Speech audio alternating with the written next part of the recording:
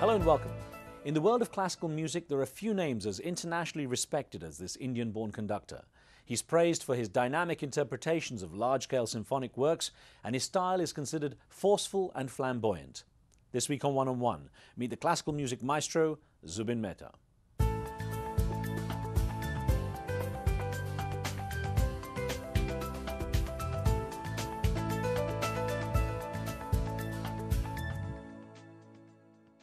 Music was in his blood from birth. Born in Bombay in 1936 into a Parsi family where classical pieces were a part of his daily life. Zubin Mehta's father, Meli, was not only an accomplished violinist, but also the founding conductor of the Bombay Symphony Orchestra, and passed on that musical passion to both Zubin and his brother Zarin. The young Mehta's initial studies in medicine soon gave way to music, as at the age of 18, he went off to study in Vienna, the city where his father enjoyed performing and where he made his own conducting debut a few years later in 1958. Mehta went on to become an accomplished double bassist and by far one of the most renowned conductors in the profession, taking on senior positions with top international orchestras as a relatively young man, to much acclaim. Even in his 70s, the passion and energy hasn't faded, and the multi-award-winning maestro remains one of the greats in the world of classical music. Maestro, it's a real pleasure to have a chance to chat with you. Thank you for having me. Really. You're internationally renowned, of course, as a leading light in the music world across the globe in classical Western music. I can't think of really many Indians who have this kind of position. Why is that? Well, they are coming up slowly. More of the instrumentalists, lesser conductors, although there have been some Indian conductors too. But you will find Indians playing in certain American orchestras, English orchestras. The famous D'Souza family is in England. They play everywhere. Do you think that skill is, music skill such as yours is inherent in a person, or can it be taught and trained? Well, with me, it was through my father. But my father was the real miracle. My father had no background. His father worked for the New Islam Mills of Bombay. And after the partition, when half the family migrated to Pakistan, we had hard times with my grandfather.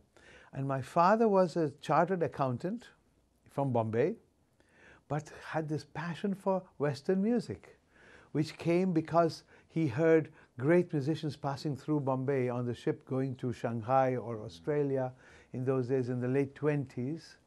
Heifetz, Ephraim Zimbalist, even the great ballerina from Russia, Pavlova, passed through Bombay. So as a late teenager, he saw these people and he just wanted to play the violin. So he bought himself a cheap violin and taught himself with a little help from an Italian, a musician, who was not even a violinist. And he taught himself to play Beethoven's violin concerto. Not very well, but with the first ship that sailed from Bombay after the war, in May of 1945, he went to New York to study properly. Now, do you find that the status of classical music in the sort of global music scene has diminished significantly since you started? I mean, is it hard to keep that momentum and interest going among the general public? The interest has not died down, but the government support, especially in Europe, is dying down or diminishing drastically, so that we can't give out as much as the public wants. In Italy, we are cutting down. In England, I don't work there too much, but they cut down a lot. But does the young generation have the kind of enthusiasm and interest? I mean, they're being barraged daily with pop and hip-hop and rap and... Well, look, in my family, my grandchildren appreciate both. It's possible. They have pedigree, though. Yeah. Yes, in Middle America, interest is waning, for sure. Not on the two coasts, and in Central Europe, we are in full houses all the time. And depending what operas we play, Florence is always full too. And there's a generation of characters, and I'll get onto some of the names, but like yourself, Daniel Barenboim and so on, that generation, there doesn't seem to be many replacing them as sort of leading lights, the same kind of... I mean, your style is described as flamboyant and forceful. How do you like those adjectives, by the way? Not too much. It depends on the music. If the music is passionate, of course I have to... Conducting is communication. I have to communicate that. It's interesting, actually. I mean, looking at your roots, and you're mentioning the people involved in the work you do. But you were born in what is now Mumbai, Bombay, of course. Yeah. At a time it was still under British rule. Yes. What are your earliest memories of that time? Quit India. That's what I grew up saying in my school. But through the benevolent revolution of Gandhi, we were never really enemies. As soon as the British left, they came back as friends. And there was no problem at all. How much of that British influence, if you like, rubbed off on you? I mean, you're a product of some of the elite schools there, St. Mary's High School, St. Xavier's College, and so on. Yes. So, I mean, it's quite hard to shed Well, that. the Jesuit education was very important and gave us the language and a broader view of world history. And we never regretted it. There was a cathedral school in Bombay where it was sort of the Protestant counterpart, and it produced a lot of successful people today. Bhutto went to cathedral school. Yeah, of course, it was all unified at the time. Yeah. Your father, you mentioned Melly, your father earlier, he was a violinist, as you mentioned, but he also ended up as the founding conductor, founding member of the Bombay Symphony Orchestra as well. He was the founding member and the concertmaster for years until he went to New York to study. When he came back, he didn't play in the orchestra anymore. He conducted it or played with it as a soloist. But he used to have rehearsals in your living room, I gather. Yes. How did you regard that? Well, he had a quartet. He taught, he practiced himself, and sometimes parts of the orchestra would come to our living room, like the first violin section or the viola section. And so I don't really remember when I heard music the first time. Can you remember the first time you actually played music or got, really familiar? Yeah, when I first started on the piano and violin with him, etc. But I don't remember when I heard Mozart the first time. There was never a discovery. It was just there, and I took it for granted. It was one of my first languages. Interestingly enough, he left India and very reluctantly, because he said it wasn't encouraging or promoting and training Western classical music. Well, the British left, the Jewish refugees left. So with the Parsis and the Goans and the few inhabitants of Bombay, in those days only 2.5 million, he couldn't make two ends meet. He left, as you say, reluctantly, because he loved his country. And he went first to England. He became the assistant concertmaster of the Halle Orchestra in Manchester. But he found it racist, you said? Not there. In Scotland, yes. Okay. He couldn't find an apartment. People would look at him and close the door. Manchester was much better. London was no problem at all. But then he went to Philadelphia. The same thing happened. In the early 60s, it was not easy. And he was away for a chunk of your life before he returned to India. As a boy, did you miss that time? Were you aware of it? Yes, very. I grew up as a completely normal cricket-playing schoolboy. And I missed it a lot. I missed, first of all, the food.